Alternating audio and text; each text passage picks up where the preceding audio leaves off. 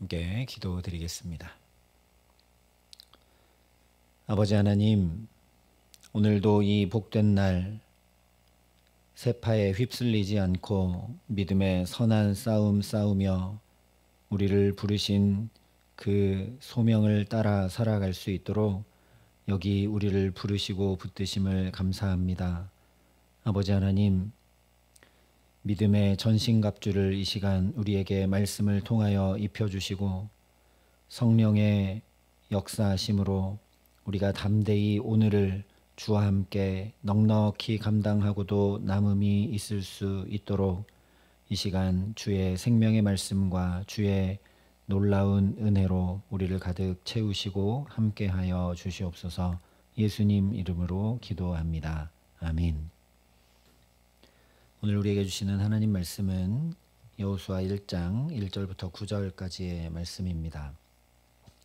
오늘은 1절부터 4절까지만 봉독하도록 하겠습니다. 여호수아 1장 1절부터 4절까지 말씀을 제가 봉독해 드리겠습니다. 하나님의 말씀입니다.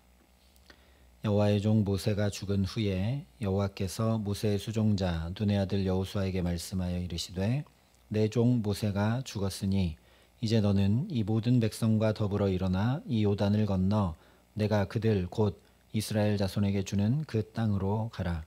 내가 모세에게 말한 바와 같이 너희 발바닥으로 밟는 곳은 모두 내가 너희에게 주었노니 곧 광야와 이 레바논에서부터 큰 강 유브라데 강까지 해쪽 속의 온 땅과 또 해지는 쪽 대해까지 너희의 영토가 되리라.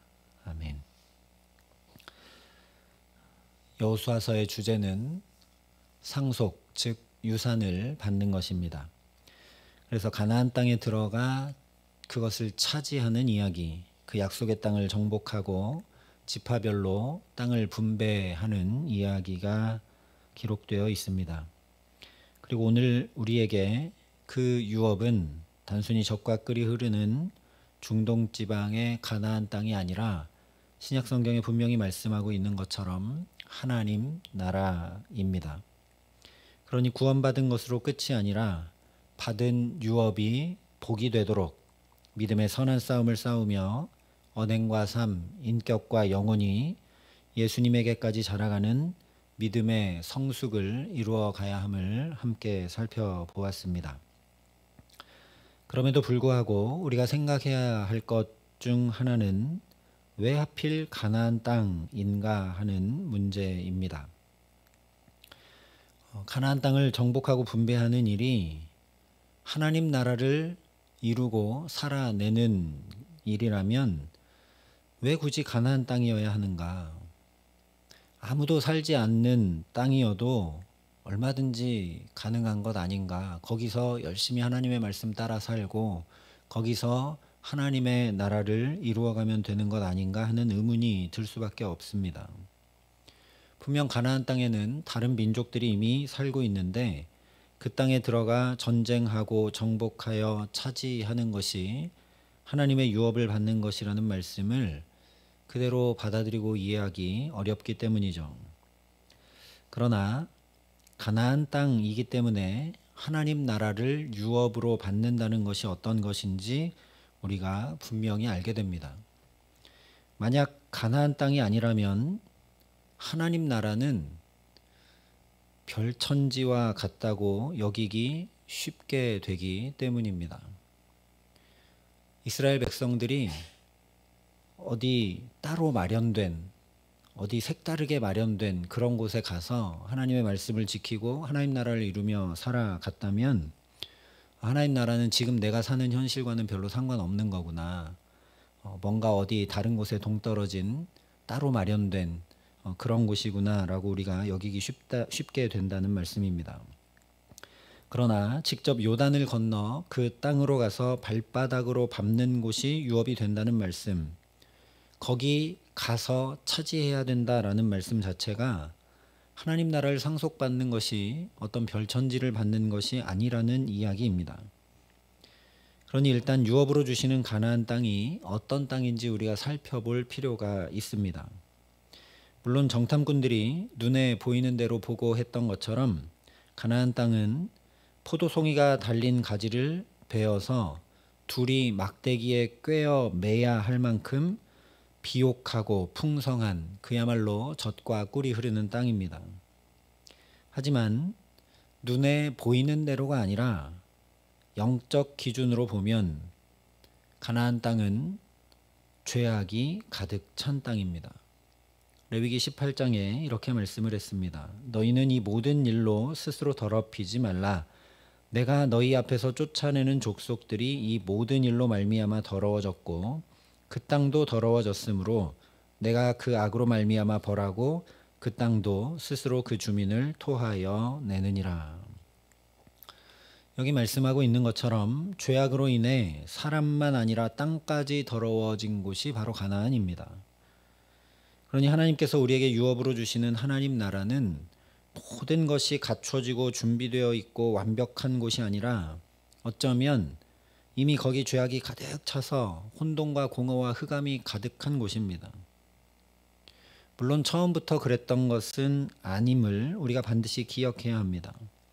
원래는 그야말로 모든 것이 충만하게 하나님 보시기에 심히 아름다운 것들로 가득 차 있던 곳이 인간이 범죄하자 땅이 가시와 엉겅퀴를 내게 되어 수고하고 땀 흘려야만 먹을 수 있게 되었고 그 죄에 죄를 더하게 되자 그야말로 땅이 사람을 토해내어 더 이상 그 땅에 거하지 못하고 유리 방황하는 자가 되고 말았습니다. 그러니 이런 땅을 유업으로 받는다라는 건 이런 상태 그대로 잘 받아 살아가라 간수하라는 것이 아니라 거기 가득한 죄를 몰아내는 것을 의미함을 우리가 알 수 있습니다. 하나님 나라를 유업으로 받는다라는 것은 죄악이 가득 찬 우리의 삶의 자리, 죄악이 가득 찬 세상 한복판에서 거룩한 주의 나라, 영광스러운 주의 나라를 우리가 쟁취하고 차지해 나가고 확장해 나가는 것이라는 말씀입니다. 그 영적 전투가 기록되고 있는 것이 바로 여호수아서의 말씀입니다.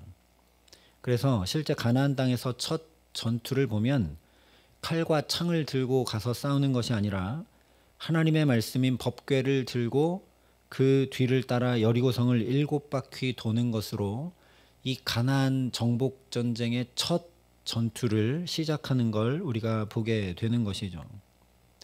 상징적이고 의미가 있고 그런 전쟁이 그냥 법궤 들고 7바퀴 도는 것으로 행해진다는 이야기입니다. 이처럼 하나님 나라를 유업으로 받는다는 것은 가만히 입 벌리고 앉아서 감 떨어지기를 기다리는 것이 아니라 적극적으로 내가 하나님 말씀을 준행해 나가는 것이기 때문에 여호수아서를 시작하자마자 하나님께서 7절과 8절 두 절에 반복하며 강조하고 이렇게 말씀하십니다. 오직 강하고 극히 담대하여 나의 종 모세가 내게 명령한 그 율법을 다 지켜 행하고 우로나 좌로나 치우치지 말라. 그리하면 어디로 가든지 형통하리니 이 율법책을 내 입에서 떠나지 말게 하며 주야로 그것을 묵상하여 그 안에 기록된 대로 다 지켜 행하라. 그리하면 내 길이 평탄하게 될 것이며 내가 형통하리라. 한마디로 가나안 땅을 하나님 나라를 유업으로 받아 차지하고 누린다라는 건 곧 내 삶에서 죄를 부단히 몰아내고 하나님의 말씀을 지켜 행함으로 나의 삶을 구별하여 거룩과 성결을 지키는 것입니다. 그러니 오늘도 저와 여러분이 죄를 멀리하고 죄와 악을 끊어내고 주님의 말씀을 더욱 가까이 함으로 이미 우리에게 유업으로 주신 하나님 나라를 참으로 누리며 살아가게 하시기를 간절히 기도합니다. 가나안 땅을 유업으로 주신다는 두 번째 의미는 언약의 확인이고 말씀의 성취입니다. 일단 아브라함에게 창세기 13장에 너는 눈을 들어 너 있는 곳에서 북쪽과 남쪽 그리고 동쪽과 서쪽을 바라보라. 보이는 땅을 내가 너와 내 자손에게 주리니 영원히 이르리라 말씀해 주셨습니다. 그리고 15장으로 가면 하나님께서 더 구체적으로 내가 이 땅을 애굽 강에서부터 그 큰 강 유브라데까지 내 자손에게 주노니 곧 겐 족속과 그니스 족속과 간몬 족속과 헷 족속과 브리스 족속과 르바 족속과 아모리 족속과 가나안 족속과 길가스 족속과 여부스 족속의 땅이라 말씀하시며 언약을 해 주셨습니다. 이 말씀 그대로 오늘 4절을 보면 곧 광야와 이 레바논에서부터 큰 강 유브라데 강까지 해쪽 속의 온 땅과 또 해지는 쪽 대해까지 너희의 영토가 되리라 하시면서 아브라함에게 하셨던 언약의 말씀이 지금 이루어져 가는 것임을 확인해 주고 계십니다. 아브라함 때부터 지금 이렇게 이제 가나안 땅을 눈앞에 둔 때까지의 시간은 약 650년이 흐른 뒤입니다. 그러니 이것이 너무나 중요하죠. 하나님께서 말씀하시고 약속하셨던 것들이 잘 안 이루어져 가는 것 같고 그 약속이 헛된 것처럼 내 눈에는 보이는지 몰라도 오랜 시간이 걸려도 반드시 실제로 이루어지는 것을 보고 경험함이 없으면 우리는 연약해서 하나님을 향한 믿음이 더해지고 굳건히 세워지기 어렵기 때문입니다. 그래서 오늘 6절에도 이렇게 말씀합니다. 강하고 담대하라. 너는 내가 그들의 조상에게 맹세하여 그들에게 주리라 한 땅을 이 백성에게 차지하게 하리라.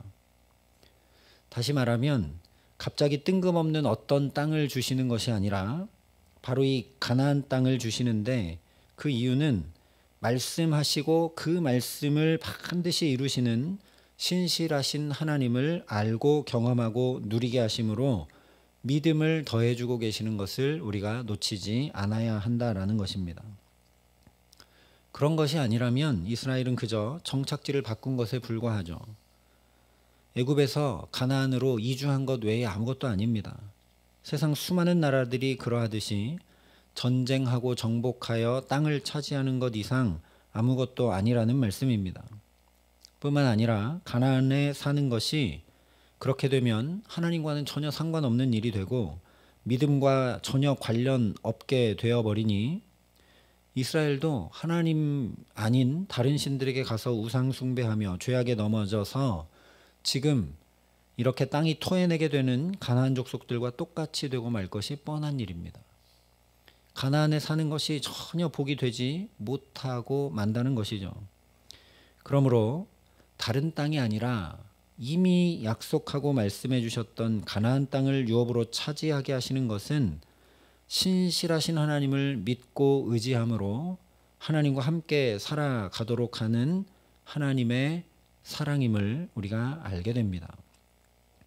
사실 우리 삶에서도 유업은 아무 것이나 대충 주는 것이 아니라 소중하고 귀한 것을 주며 아무에게나 유산을 주는 것이 아니라 사랑하는 자녀에게 줍니다. 또한 부모가 유산을 주는 이유는 특별히 고대 사회에서 장자에게 두 몫을 주었던 이유는 더 받은 그 몫을 가지고 이제 아버지 대신 집안을 책임지고 돌보기 원했던 뜻이 거기 담겨 있는 것이죠.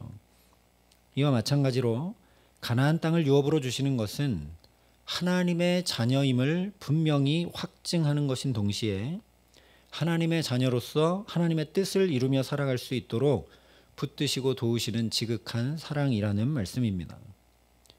아무리 장자가 아버지의 뜻이 저 장자가 집안을 좀 잘 돌보기를 원한다고 해도 두 몫의 유업을 주지 않으면 어떻게 집안을 돌볼 수 있겠습니까? 마찬가지로 가나안 땅을 이스라엘에게 주신다는 것은 하나님의 자녀로서 얼마든지 그 하나님의 뜻을 이루며 살아갈 수 있도록 붙드시고 도우시는 사랑이라는 말씀입니다. 그래서 로마서에 자녀이면 또한 상속자 곧 하나님의 상속자요 그리스도와 함께한 상속자라고 분명히 말씀을 합니다. 또 에베소서에도 그리스도 예수 안에서 함께 상속자가 되고 함께 지체가 되고 함께 약속에 참여하는 자가 됨이라 말씀을 합니다. 그러니 오늘도 저와 여러분이 주의 언약의 말씀에 참여하는 주의 자녀로 그 말씀을 부단히 따르고 이루며 살아갈 수 있도록 더 큰 주의 은혜와 사랑으로 저와 여러분을 붙들어 주시기를 간절히 기도합니다. 내게 펼쳐주셔서 보고 듣고 경험하게 하시는 여러 일들과 또 만나게 하시는 여러 사람들 가운데 내게도 주님께서 이렇게 말씀을 이루어 가시는구나 깨달아 누리게 해주시고 또한 여전히 주님의 말씀을 이루어 가고 계시는구나 내 눈에 보기에는 그렇지 않다 할지라도 이 눈에 아무 증거 보이지 않는 것 같다 할지라도 여전히 주님 일하고 계시고 여전히 주님의 말씀 이루어가고 계시는구나, 우리가 믿음으로 고백하며 오늘을 살아갈 수 있도록 우리에게 믿음 더해 주시기를 간절히 소망합니다. 그러니 이스라엘 백성들에게 정착지를 주시고 필요한 것들을 공급해 주신 하나님께서, 또 약속하신 말씀대로 그 땅을 주시는 하나님께서 오늘 저와 여러분의 필요를 채우시고 걸음을 인도하시고 정확히 정확한 때에 우리의 발걸음이 있어야 할 곳에 있게 하시는 은혜 더해 주시기를 간절히 기도합니다. 그래서 말씀하신 그대로 믿음으로 하나님 나라가 우리 삶의 유업으로 임해오고 이루어지고 누려지게 하시기에 우리 걸음이 평탄케 되고 우리 가정과 자녀들과 일터와 교회와 모든 삶이 주와 함께함으로 형통하게 하시는 귀한 은총 주시기를 우리 구주 예수 그리스도의 이름으로 간절히 축원합니다. 함께 기도하겠습니다. 아버지 하나님, 오늘도 우리에게 하나님의 나라를 유업으로 주시는 줄 믿습니다. 그 가장 분명한 증거가 지금 내게 새 날이 펼쳐져 있고 새 생명이 또 주어져 있는 것임을 보게 됩니다. 하나님, 어떤 별천지가 아니라 오늘 내게 주어진 이 삶 가운데 부단히 죄악을 몰아내고 주님의 말씀을 준행함으로 하나님을 붙들고 살아가며 이 주신 유업을 복되게 누려갈 수 있도록 우리에게 역사하시고 함께하여 주시옵소서.